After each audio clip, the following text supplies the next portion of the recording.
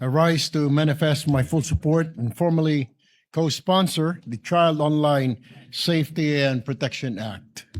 I likewise filed Senate Bill number 595, or the Internet Safety and Protection of Minors Act, which seeks to strengthen safeguards for children in the digital environment. The Internet has become deeply embedded in the lives of our children. Sa panahon ngayon, maging batang musmus pa lamang ay marunong nang mag-access at gumamit ng internet.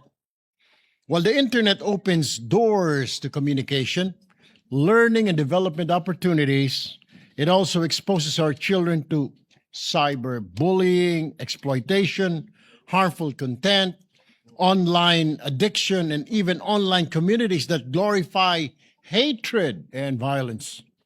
Dahil dito, masigit natin kailangan bantayan hindi lamang po kung ano ang nakikita ng ating mga anak online, kundi maging kung sino ang nakakaabot at nakaka-impluwensya sa kanila.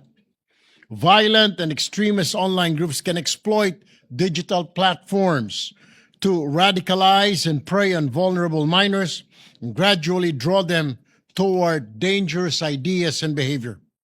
This measure responds to these risks by strengthening age-appropriate access, parental oversight, digital addiction prevention, clear accountability for online platforms, and age verification providers.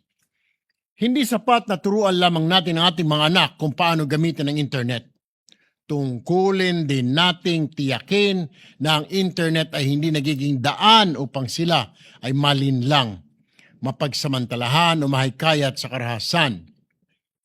Mr. President, our children deserve to explore the digital world without sacrificing their safety. Tama po ang sinabi ng ating ginoong sponsor, Senator Robin Padilla. For this reason, I proudly co-sponsor this measure and urge my colleagues to support this passage. Maraming salamat po, Ginoong Pangulo.